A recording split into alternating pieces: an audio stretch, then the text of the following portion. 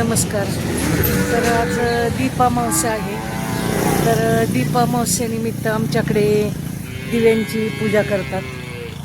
तर दिव्यांची पूजा करायची आहे मला. तर त्यासाठी आता तयारी चालू आहे. तर सकाळीच आता असे दिवे वगैरे स्वच्छ करून घेतलेले आहेत. आणि आता इकडून बागेतून मी जरा फुलं वगैरे घेते पूजेसाठी. तर अशी सुंदर अशी फुलं आहेत बागेत. तर आता ही फुलं घेऊन आपल्याला दीपामावस्येची पूजा करायची आहे.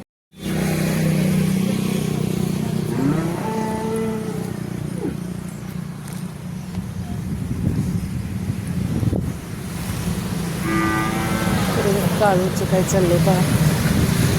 काळू इकडे एक छोटंसं वासरू आहे आणि इकडे विरूला बांधलं. आमचं शर्यतीचं बैल आहे विरू.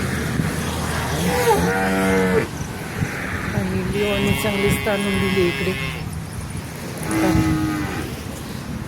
लिओ लिओ ए लिओ का झोपलाय रे बाळा? उठा लिओ.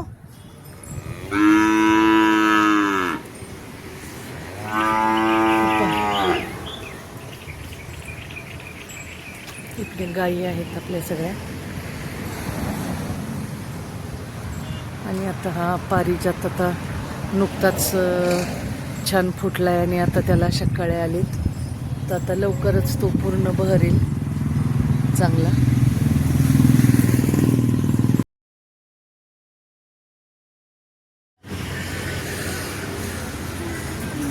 तर हे पहा अशी मस्त अशी फुलं तोडून घेतलीत मी दीपपूजन करण्यासाठी.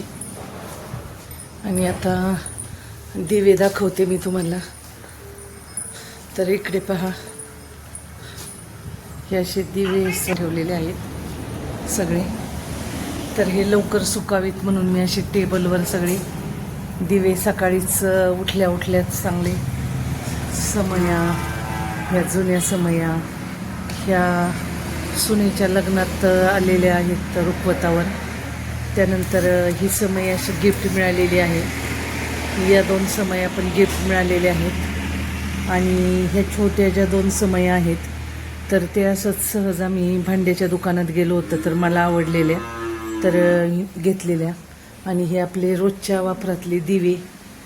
तर असे दिवे वेगवेगळ्या प्रकारचे आहेत. आणि चांदीचे वगैरे दिवे असतात तर ते आपण दिवाळीच्या वेळेसच बाहेर काढतो. तर ते पण काढणार आहे संध्याकाळी पूजेसाठी.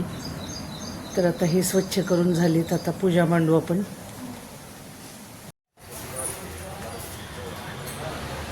तर आता ही दिव्यांची पूजा मी मांडून घेत आहे. पण दीप आपल्याला संध्याकाळीच प्रज्वलित करायचे आहेत. तर आता हे दिवे जे स्वच्छ केलेले आहेत तर संध्याकाळी ऐन वेळेला घाई होऊ नये. कारण संध्याकाळी 5-5:30 नंतरचा मुहूर्त आहे. आणि शॉपमधून मला जर वेळेत येणं झालं नाही तर मग पूजा वगैरे मांडण्यात खूप घाई होते. तर त्यामुळे मी आता दिवे सगळे हे स्वच्छ केलेले सगळे दिव्यांची अशी पूजा मांडून घेतलेली आहे. म्हणजे संध्याकाळी आल्यानंतर फक्त दीप प्रज्वलित करून परत मी पूजा करणार. तर आता फुलांची सजावट करून ठेवली.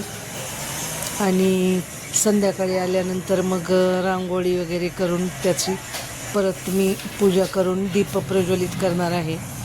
तर आमच्या शॉपच्या या कामामुळे काय होतं की असे सणवार जे असतात तर त्याची अशी आपण पूर्वतयारी जर केली तरच ते आपल्याला व्यवस्थित साजरे करता येतात. नाही तर मग ऐनवेळी जर काय काम निघालं शॉपमध्ये, काय आपल्याला यायला उशीर झाला तर ते हे आपलं पूजा करण्याचं राहूनच जातं ना. तर त्यामुळं मग काय होतं की असं तयारी करून ठेवावी लागते. तर त्यासाठी मी सकाळीच असं जरा थोडंसं फुलांचं डेकोरेशन आणि दिव्यांची मांडणी करून घेतलेली आहे. कारण आपले जे हे सणवार असतात तर ते आपण जर साजरे केले तर आपल्यालाही आनंद मिळतो. घरातही वातावरण आपल्या प्रसन्न राहतं. आणि आपल्या ह्या जुन्या ज्या चालीरीती, आपली जी संस्कृती आहे तर ती आपल्या नवीन पिढीला माहीत होते. तर त्यामुळं आवर्जून जरी आपण व्यवसाय करत असलो, नोकरी करत असलो, आपल्याला वेळ नसेल तरी पण आपल्या ह्या चालीरीती सांभाळल्या तर आपल्यालाही समाधान मिळतं आणि आपल्या नव्या पिढीला आपला हा वारसा आपल्यासारखा कसा का होईना म्हणजे जपता आला तर अजूनच म्हणजे त्यात आनंद आहे. तर संध्याकाळची आता माझी पूर्ण तयारी झालेली आहे पूजेची आणि संध्याकाळी आल्यानंतर फक्त दीपप्रज्वलन करून दिव्यांची मनोभावे परत एकदा पूजा करणार आहे. तर आता अशा प्रकारे ही मस्त माझी तयारी आहे. तर तुमच्याकडे दीपामावस्या कशी साजरी करतात ते मला कमेंटमध्ये नक्की सांगा, कारण मला असं फुलं वगैरे खूप आवडतात. पूजेत भरपूर फुलं असली की छान वाटतं. तर मी अशी मस्त फुलांची आरास करून अशी दिव्यांची पूजा आता मांडून ठेवलेली आहे आणि संध्याकाळी तिन्ही सांजेला ज्यावेळेस मी घरी येईल तर त्यावेळेस दीपप्रज्वलन करून आता हे परत पूजा मी करणार आहे. तर आजचा हा दीपामावस्येचा व्लॉग तुम्हाला कसा वाटला ते नक्की सांगा आणि अशाच आपल्या व्हिडिओला आणि माहितीपूर्ण व्हिडिओला नक्की लाईक करा, शेअर करा, सबस्क्राईब करा. तर चला परत भेटूया पुढच्या व्हिडिओमध्ये. तोपर्यंत सगळ्यांना बाय बाय.